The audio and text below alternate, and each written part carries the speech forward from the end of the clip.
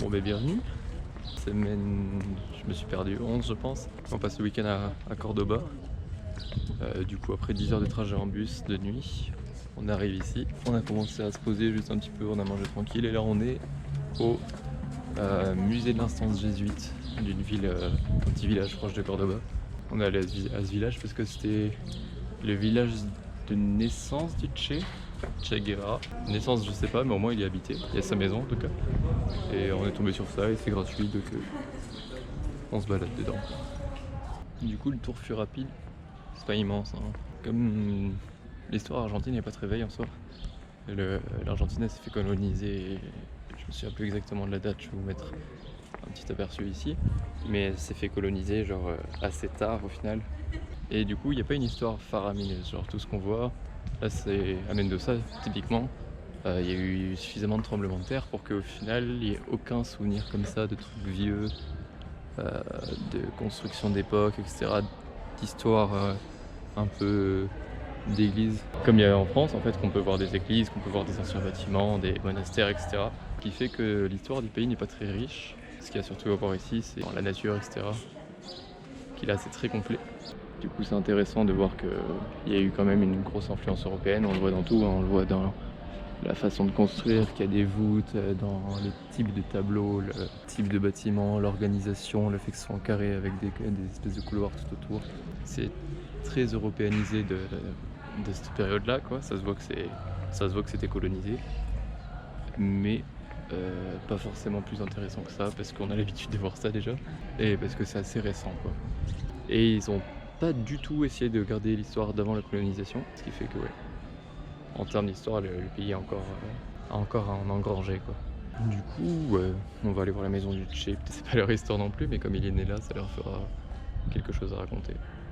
À voir ce qu'on va faire.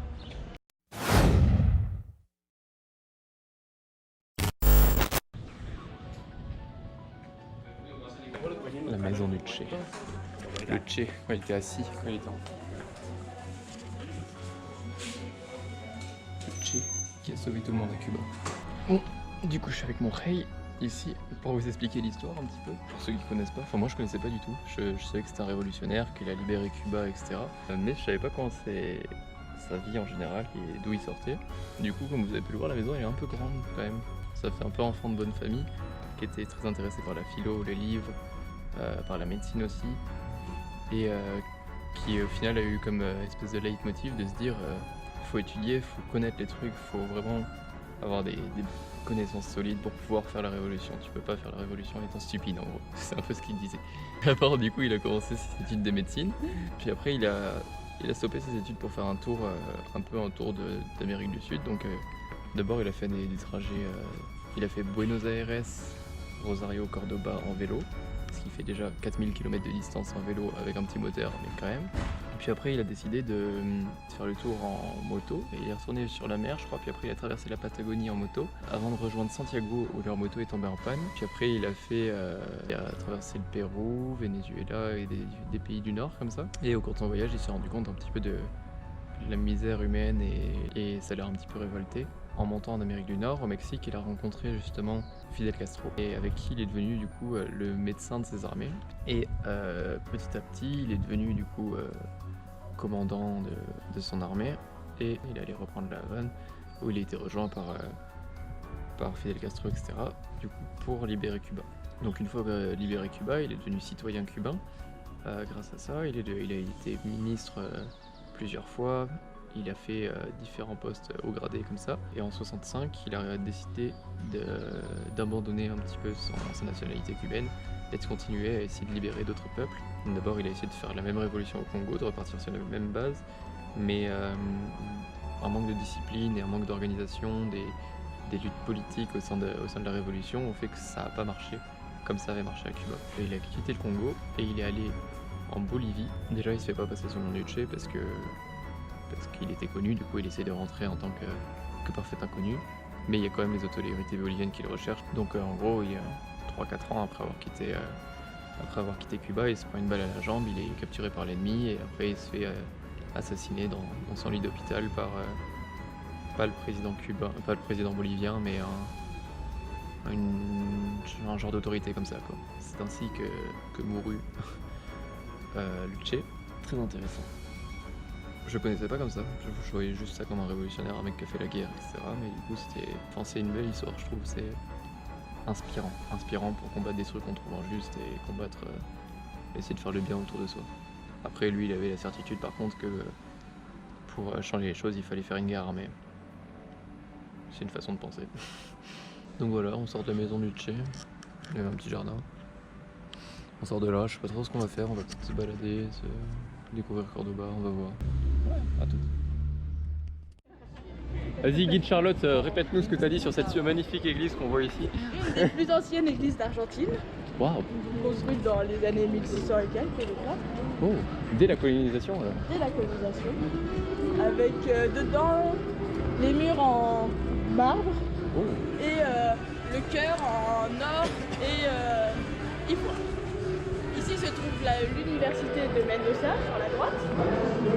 On peut voir une fresque en soie faite par des Indiens pendant 10 ans. Cela a pris aux Indiens 10 ans pour faire ça.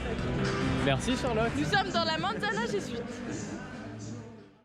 Deuxième jour à Cordoba, coupe de merde et bienvenue à l'Oktoberfest. Et le village fait typiquement une petite ville d'Allemagne, Autriche, dans les montagnes, genre c'est une architecture très différente, c'est marrant.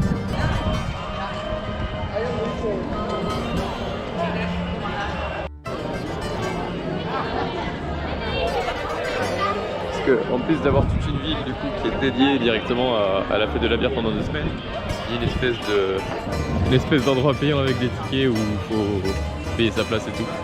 Nous on va rentrer là-dedans avec une shop de bière mon pote. Et alors là t'es pas prêt. T'es pas prêt mon pote. T'es pas prêt. Bienvenue. Ça va être lourd. On va se prendre une pluie, on va arrêter la musique. Génial, rentrez tout chez vous. Très fun, très fun. Pas le droit d'entrer avec de l'alcool.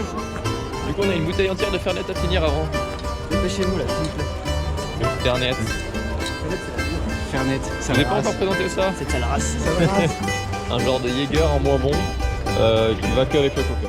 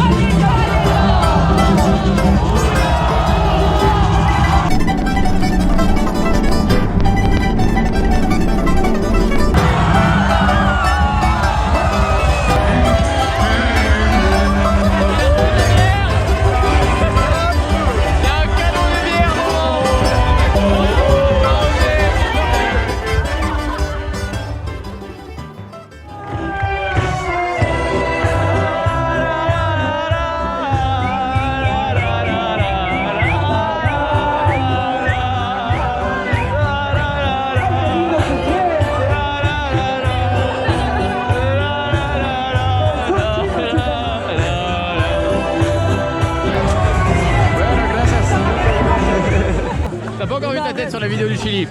Mais non, j'ai pas encore envie, je veux pas voir, J'ai demandé si quelqu'un voulait. Ah non, c'est pas sur les comptes. Commence. J'ai demandé si tu voulais pas, si quelqu'un voulait pas apparaître bourré et t'as pas répondu sur le groupe. Enfin, qui souhaitait qu'on sent, tu connais.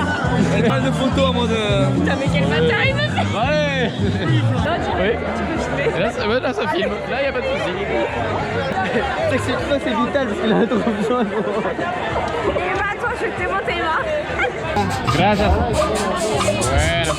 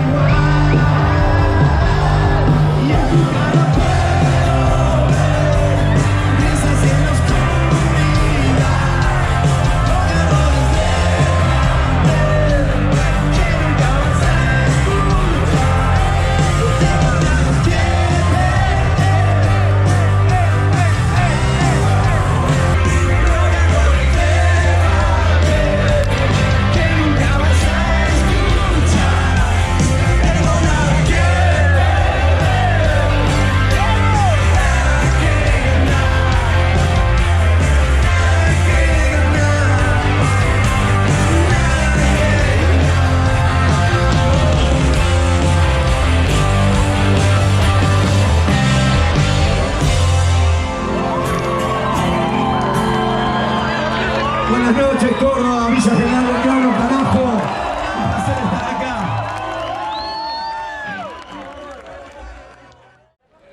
2h30, fin de festival. Anatole, viens en vlog. Viens en vlog tous les deux, Anatole. Fin de festival. Ce fut une journée éprouvante. Mais putain que c'était amusant. Ça peut s'entendre à nos voix. Une demi-heure pour arriver au bus. Alors on est C'est une fumé. grosse merde. On a C'est tout ce que je peux 2 heures de route pour arriver à Cordoba et encore une demi-heure après pour arriver à notre appart. Et j'ai le hockey, donc c'est parfait. On a perdu 2 portables, un homme dans la bataille. Pour nous tout fini, mais pour vous tout commence. Pour nous, il reste encore une grande aventure avant d'arriver chez nous. Il nous reste à peu près 3 heures avant d'arriver chez nous. On n'est pas serein. Faut savoir que Julien a retrouvé un peu son élément. On était un peu en Allemagne il y a pendant... Il y avait des bretzels, de la choucroute, de la bière, comme chez moi. Et du métal, parfait. Exactement. Bienvenue à Strasbourg. Bon, cette fois-ci, mais du coup, au revoir. Régalez-vous. À dans 3 heures. Si on a encore envie, je continue. Mais on va pas se mentir. Bonne soirée. Ça me semble une bonne conclusion.